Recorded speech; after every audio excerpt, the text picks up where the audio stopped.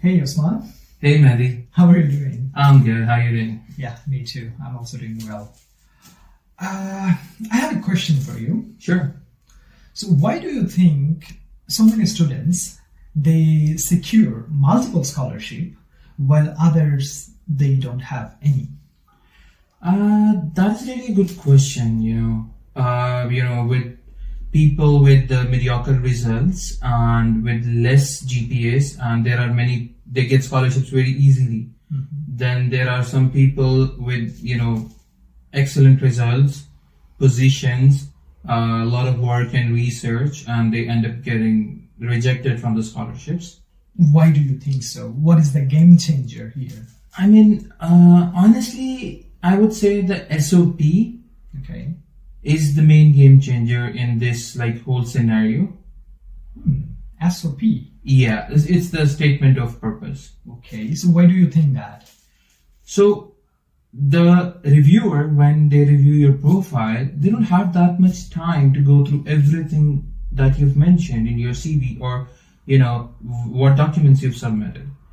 The main thing that they will study firsthand is going to be your SOP, or you can say the letter of motivation, because they want to make sure that what is your story and is it worth it that they would be putting a lot of money and efforts on you? Is it worth it giving you a chance? And that, I believe, makes you that is kind of a bridge for you to connect with the reviewer and with the committee who is selecting you. Wow.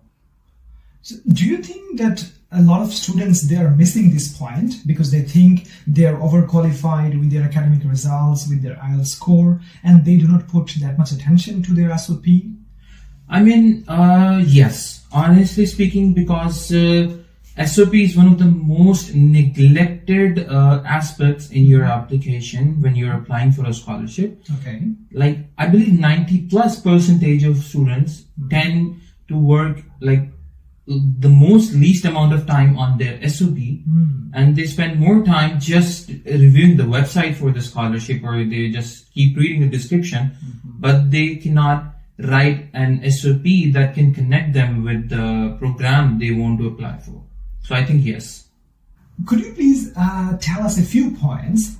How should we write our SOP, and what are the things that we should keep in our mind when we write an SOP? So the easiest way to write an SOP, I would say first draft up your complete qualifications, your experiences, what you have actually did during your tenure, during the time that you were studying or you were working, whatever you were doing. Then what motivated you the most to apply for the program in the first place? You have to make it a whole story. This is just like a story of your life. Try telling it in a way that can make you feel connected, or make the reviewer who's reading it make him feel connected to the program, to the degree, or to the scholarship that you have applied for.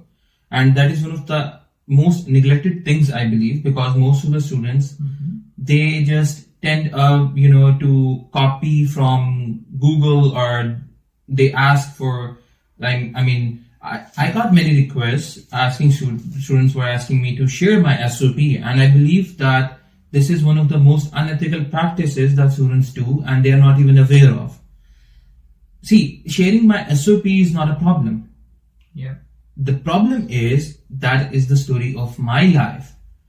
That won't connect you with the reviewer, because you must have different experiences. Exactly. Your statement remembered me one of the saying from one of my mentor, who told me that an SOP should be like a cake. Exactly. Like baking a cake. Exactly. When we make a cake, we have a lot of things. For example, sugar, flour, eggs, and some other ingredients. But when we make the cake, you don't feel it. Everything gets blended so nicely, so you taste it really well, so you don't feel all the ingredients you just remember the taste. Exactly. So some people, what do they do?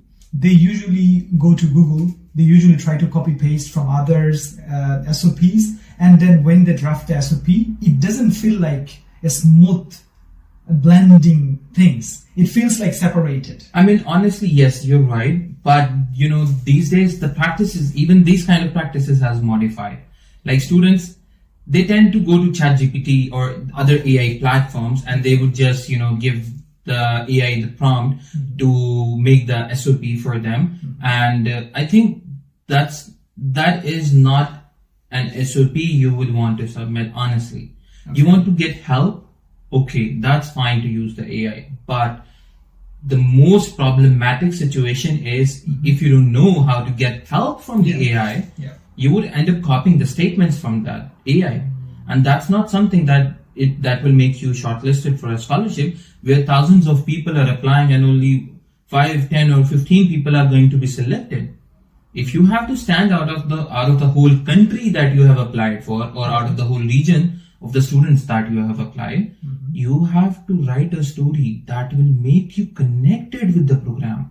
I mean, for me, there were some life experiences that made me consider going for disaster management program, the public health and disaster that we both are shortlisted for and we are studying here. Yeah.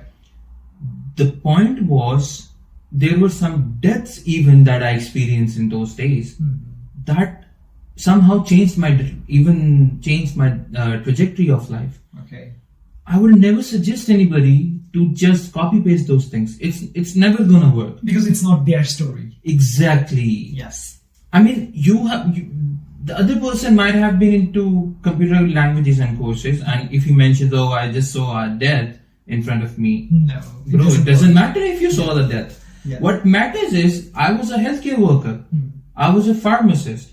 I saw a death matters because I was a part of the field that I saw it. Yeah. Are you getting my point? Yes, I got it. So, what would be your advice to the students who are applying this year and they're confused about writing their SOP? What do you think are the most crucial components of a standard SOP? So, I believe the most standard points is just rewind your whole life.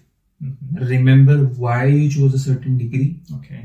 Why you completed that degree. What made you motivated to go for that program and for that field.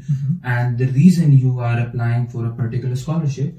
Because most of the time, the reviewers of the admission committee, they want to see that, okay, if we are investing in you, what are you going to do with it? What are your future goals? Like, you have to align yourself from the very beginning of your time to the very end, the current stage that you're applying. What exactly do you plan? And then your future goals are what exactly you want to do after if you get this scholarship. All right.